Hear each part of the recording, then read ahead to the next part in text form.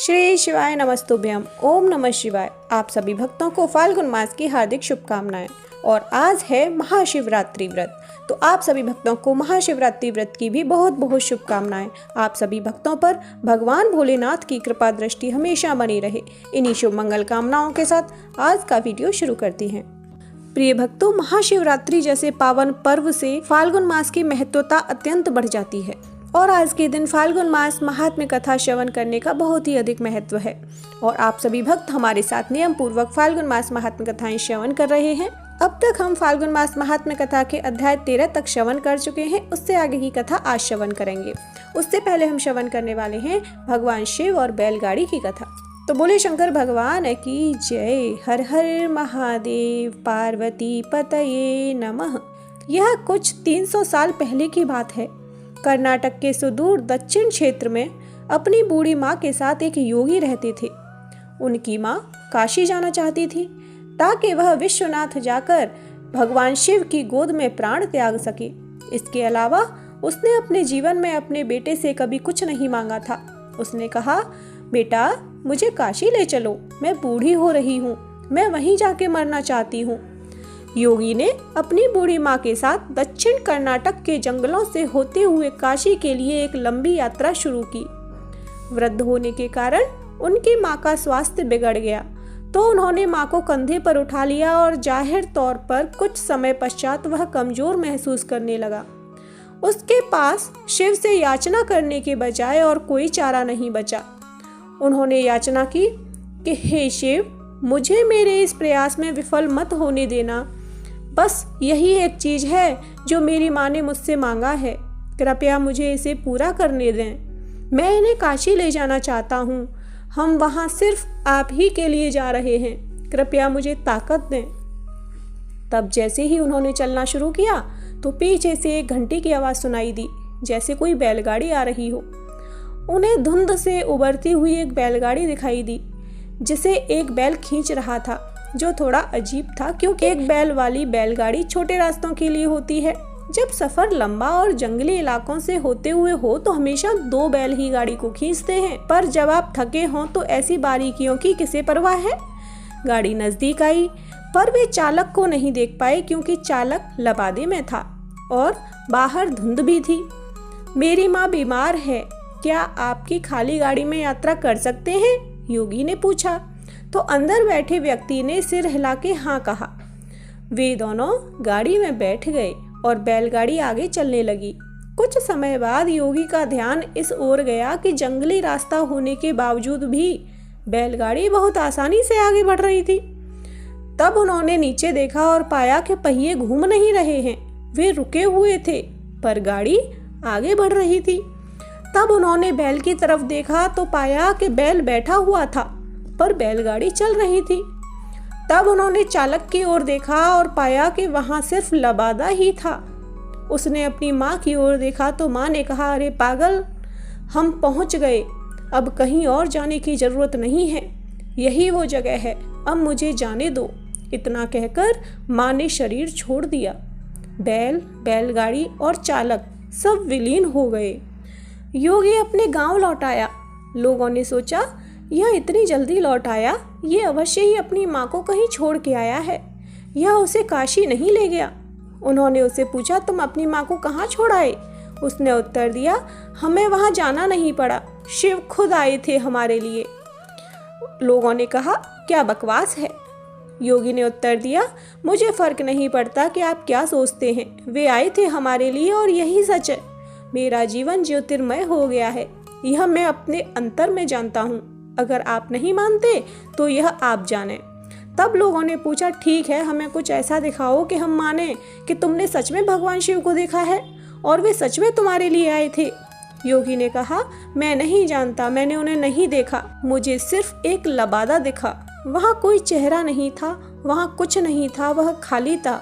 अचानक सबने देखा कि योगी खुद वहाँ नहीं थे, सिर्फ उनके कपड़े ही दिखाई पड़ रहे थे। वे दक्षिण भारत के महान संत बने। जहाँ भी वह जाते लोग उन्हें बिना चेहरे वाले योगी के रूप में जानते थे। तो बोले शंकर भगवान की जय। अब श्रवण करते हैं फाल्गुन मास महात्म्य कथा अध्याय 14। त्रेता युग की बात है कैलाश पर्वत पर माता पार्वती भगवान शिव के साथ प्रातः भ्रमण कर रही थीं। भगवान शिव बड़े प्रसन्न चित्त थे। अचानक माता पार्वती ने उनसे कहा, स्वामी आप बड़े ज्ञानी हैं, जन्म मरण और मोह माया के बंधनों से परे हैं। इन सभी बंधनों से छुटकारा पाकर मैं सदैव आपके साथ रह सकूं, ऐसा ज्ञान मुझे दीजिए। माता पार्वती जी की इच्छा पर भगवान शिव शंकर मुस्कुराकर बोले, ठीक है, मैं तुम्हें वह ज्ञान अवश्य दूंगा, किंतु इसके लिए कोई ऐसा एकांत स्थान खोजना होगा जहां हम दोनों के अलावा कोई तीसरा ना हो। माता पार्वती और भगवान शिव दोनों ही हिमालय में ऐसा स्थान खोजने लगे। घूमते घूमते वे उत्तरी हिमालय के अत्यंत मनोरथ स्थान पर जा पहुँचे। वहाँ एक विशाल गुफा थी। दूर दूर तक किसी प्राणी का चिन्ह नहीं था। भगवान शिव को वह गुफा पसंद आई। माता पार्वती जी के साथ वे इस गुफा में चले गए। आशा के विपरीत गुफा में उन्होंने कुछ पक्षी देखे। पक्षियों को देखकर माता पार्वती उदास हो गईं। भगवान शिव ने उनकी मनोदशा भांप ली। वहीं बैठकर उन्होंने सांस द्वारा वायु को अपने अंदर खींचनी शुरू कर दी। ऐसा करते ही दूर दूर तक फैली प्राणवायु भगवान शिव के अंदर सिमटने लगी। प्राणवायु के अभाव में वहां रहने वाले सभी पक्षी निचले प्रदेश में चले गए। अब पूर्ण एकांत पाकर माता पार्वती ने संतोष की सांस ली। भगवान शिव बोले, पार्वती अब यहाँ हम दोनों के अतिरिक्त कोई नहीं है। मैं तुम्हें यहाँ अमर ज्ञान का उपदेश दूंगा, ध्यान से सुनना और बीच बीच में हुंकारा भरती जाना, ताकि मुझे पता चलता रहे कि तुम सुन रही हो। ज्ञान देते समय मैं समाधि में रहूंगा। माता पार्वती की स्वीकृति पाकर भगवान शिव समाधि लगाकर बैठ गए। उनके श्री मुख से अमर ज्ञान की अमर कथा फूटने लगी। सारी गुफा दिव्य आभा और सुगंध से भर उठी। कथा सुनते सुनते पार्वती जी इतनी विभोर हो उठी कि उन्हें तंद्रा ने आ घेरा। कब नींद आ गई पता ही न चला। अमर कथा समाप्त हुई तो भगवान शिव की समाधि टूटी। देखा पार्वती जी बेसुध होकर सोई पड़ी थी। भगवान शिव चकित हो उठे, उन्हें जगाया। कुछ पूछने ही वाले थे कि माता पार्वती ने क्षमा याचना भरे स्वर में कहा, प्रभु आपके श्रीमुख से कथा सुनते सुनते इतना आनंद आया कि ना जाने कब मुझे नींद ने आ घेरा, मैं पूरी कथा नहीं सुन पाई। माता पार्वती जी की इस बात को सुनकर भगवान शिव स्वयं आश्चर्य में डूब गए। बोले, कथा कहते कहते मैं बीच बीच में हुंकारा सुन रहा था और मुझे लग रहा था कि तुम कथा सुन रही हो। तुम सो गई थी तो फिर अंत तक हुंकारा कौन भरता रहा। इस बात से माता पार्वती भी चौंकी। भगवान शिव ने इधर उधर देखा तो गुफा की छत में एक कोटर दिखा। उस कोटर से कबूतर के बच्चों का एक जोड़ा उन्हें नीचे झांकता हुआ दिखाई दिया। बहुत सीमित प्राणवायु के वातावरण में उन कपोत शिशुओं को देखकर भगवान शिव को आश्चर्य हुआ। उन्होंने सोचा कि ये कोई मायावी जीव हैं जो कपोत शिशु के रूप में अमर कथा सुनते रहे। भगवान शिव ने कुपित होकर पूछा, कौन हो तुम? इस वेश में यहाँ क्या कर रहे हो? कबूतर के बच्चों में से एक बोला, भगवान हम यहाँ इस कोटर में अंडज रूप में थे। जब आपने यहाँ की प्राणवायु को अपने में समेट लिया तो मेरी माँ यहाँ से उड़ गई। हम अंडे से बाहर निकले तो आपकी अमर कथा यहाँ गूंज रही थी।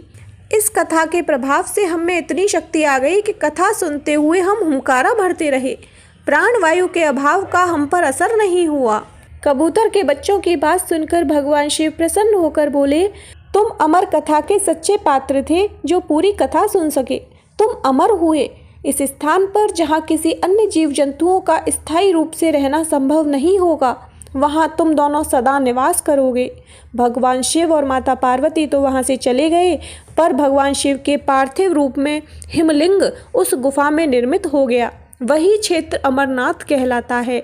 आज भी अमरनाथ की पवित्र गुफा में कबूतर के जोड़े रहते हैं, जो कभी कभी यात्रियों के कोलाहल से डरकर कोटर से निकलकर उड़ते हुए दिख जाते हैं। तो बोले शंकर भगवान की जय, माता पार्वती की जय। हर हर महादेव।